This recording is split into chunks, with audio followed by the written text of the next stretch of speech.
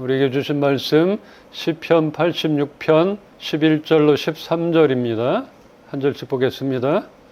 여호와여 주의 도를 내게 가르치소서. 내가 주의 진리에 행하오리니 일심으로 주의 이름을 경외하게 하소서. 주 나의 하나님이여 내가 전심으로 주를 찬송하고 영원토록 주의 이름에 영광을 돌리오리니. 함께 봅시다. 이는 내게 강하신 주의 인자하심이 크사 내 영혼을 깊은 수월에서 건지셨음이니이다. 아멘.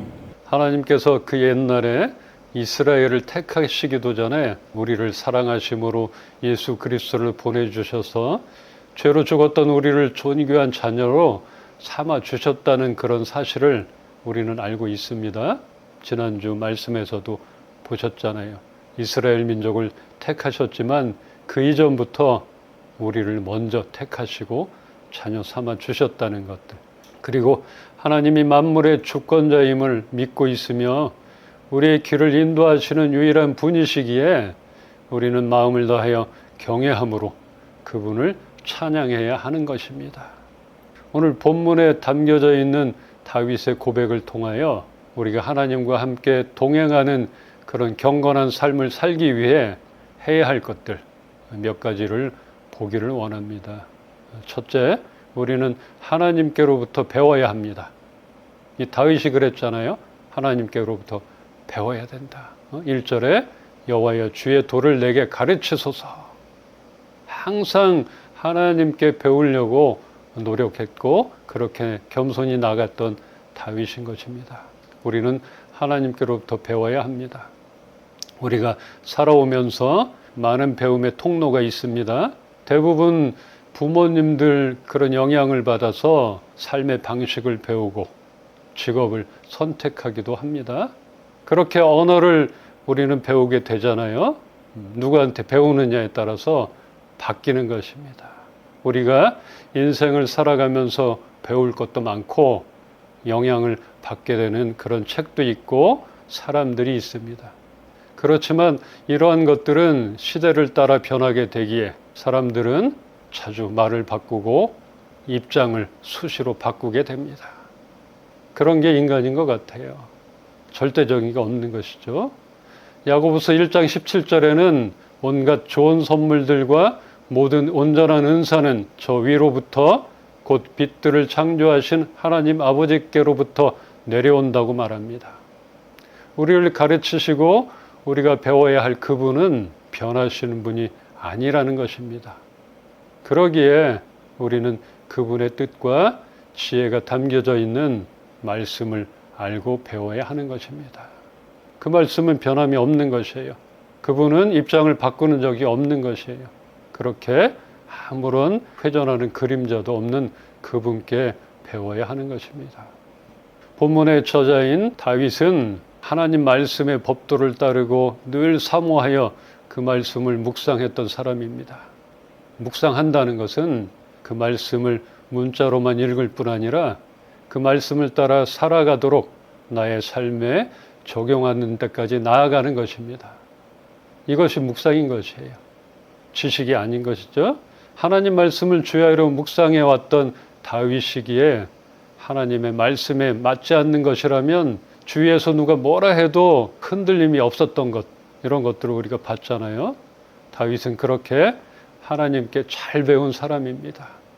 우리도 이런 것들을 배워야 하는 것입니다. 두 번째는 일심으로 하나님을 경외해야 합니다. 우리가 지난주에 하나님을 경외하고 악에서 떠난 사람으로 욥을 잠깐 봤었는데 욥은 어떠한 상황과 여건 등 여러 가지 변수가 생길지라도 하나님을 향한 일관된 믿음과 태도를 보였던 사람입니다. 주신 분도 하나님이시고 걷어가시는 분도 하나님이시라. 이런 고백을 드릴 수 있는 사람이 몇 명이나 있겠습니까? 그렇게 일심으로 하나님을 경외해야 합니다. 사탄이 욥을 건드려 보잖아요. 근데 하나님은 자신이 있었던 것이에요. 아무리 네가 건드려봐라. 주위의 환경을 좀 바꿔봐라. 그래도 욥은 나에 대한 태도나 그 마음은 변함이 없을 것이다. 이렇게 하나님이 인정했던 그런 것들을 보게 됩니다. 다윗 또한 사람들이 보든 안 보든 하나님을 향해 흔들림 없는 정한 마음으로 하나님의 말씀을 최우선으로 여기고 순종했음을 알고 있습니다. 하나님은 이러한 사람들에게 복의 복을 더해 주실 것입니다. 세 번째, 전심으로 하나님을 즐거워하며 찬양해야 합니다. 여호와의 궤가 다윗 성으로 들어올 때 다윗은 바지가 흘러내릴 정도로 하나님 앞에서 기뻐하면서 온몸으로 춤추며 찬양을 했습니다. 또한 기뻐할 수 없는 상황이라 할지라도 찬양하라 내 영혼아, 내 속에 있는 것들아 찬양할지어다, 이렇게 스스로에게 명령하며 몸과 마음을 다해 주님을 기뻐 찬양했음을 보게 됩니다.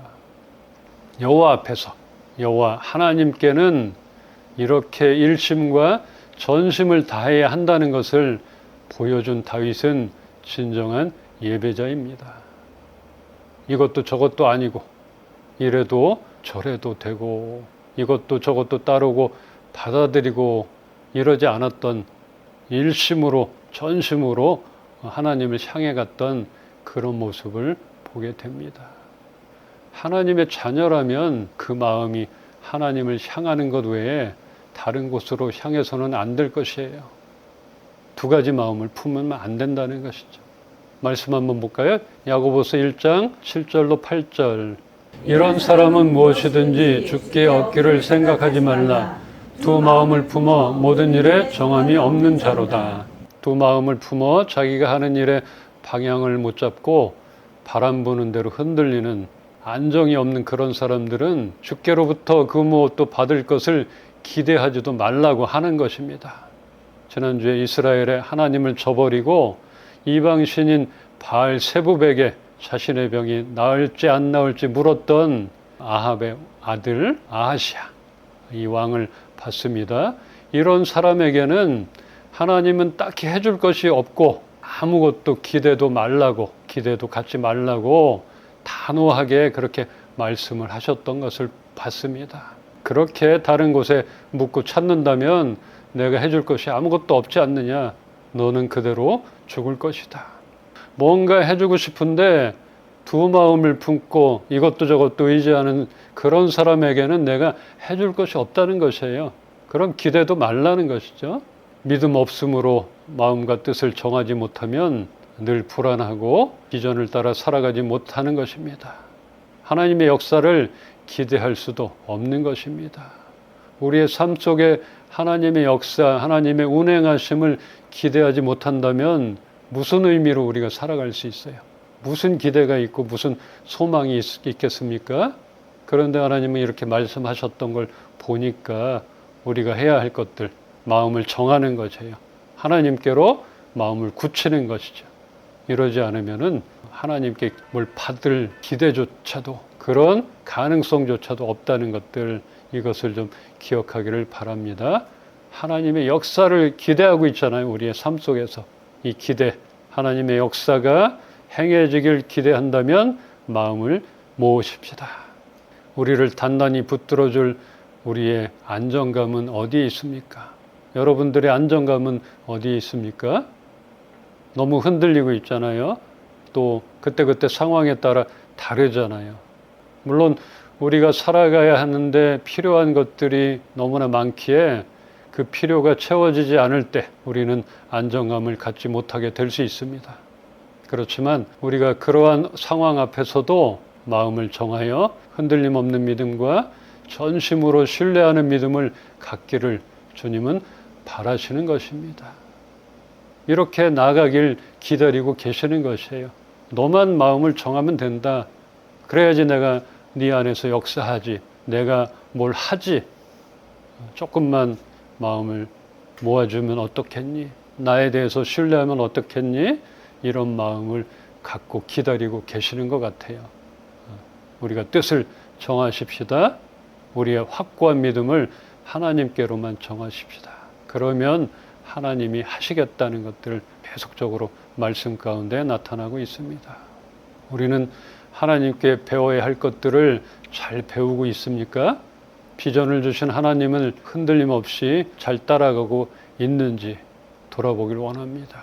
우리의 삶에서 마음을 다하여 하나님을 기뻐하고 있는지 이것도 보기를 원하는 것이에요.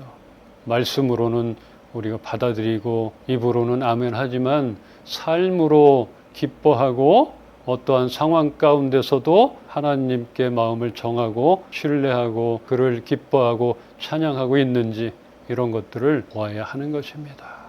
그래도 요즘에 드는 생각은 우리 이은빛 식구들이 그 어느 때보다 하나님 말씀을 알아가고 있고 세상으로 흩어졌던 그런 마음들이 하나님께로 바뀌고 있다는 것들, 이런 것들을 보게 됩니다.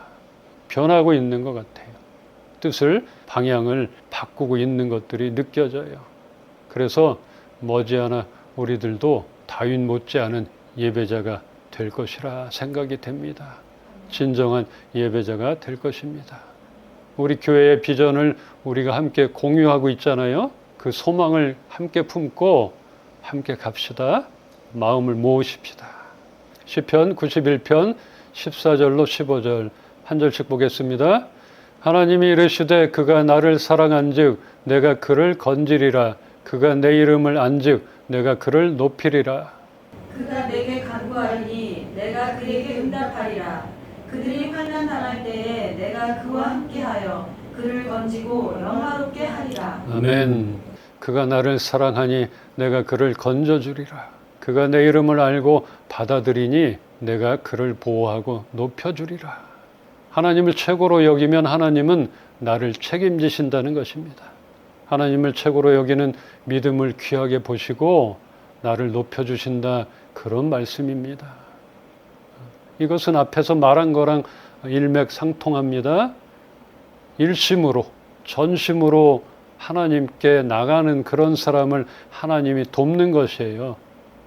그냥 이것도 저것도 하나님을 최고로가 아니라 두 번째, 세 번째 그렇게 여기는 사람에게는 하나님은 도움의 손길을 주지 않아요. 그 1순위가 없어지기 전까지는 하나님은 움직이시지 않는다는 것이죠.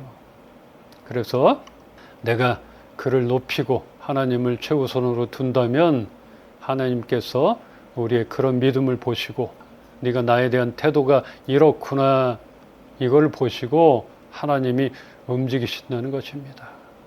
오늘 하나님을 알고 한 마음을 품고 전심으로 주를 찬양하며 따랐던 다윗을 보시며 하나님은 얼마나 기뻐하시고 흡족해 하셨을까. 그런 다윗을 높이 세워주실 수밖에 없었던 그런 하나님을 알기를 소망합니다. 기뻐하시는 것이에요. 그래, 소원을 들어줄게. 높여주실 수밖에 없다는 것입니다. 이렇게 전심으로 나오고 일심으로 나오는데 내가 외면할 수 있는가? 들어줄게. 계획하지 않았던 것까지도 하나님은 그 보따리를 풀 준비를 하고 계신다는 것입니다. 우리의 지난 시간을 돌아봅시다. 나는 얼마나 하나님께 배우려 했던가? 나는 얼마나 하나님을 우선순위에 두었던가? 난 최선을 다했던가? 이런 것들을 돌아보기를 원합니다. 돌아보고 끝나는 것이 아니라 이제 다시 시작합시다. 오늘부터 우리 인생에 있어서 가장 하나님만 의지하고 전심을 다해 그분을 기뻐했노라, 이런 고백이 되어지는 우리의 앞으로의 그런 삶이 되어지기를 주의 이름으로 축복하며 축원합니다.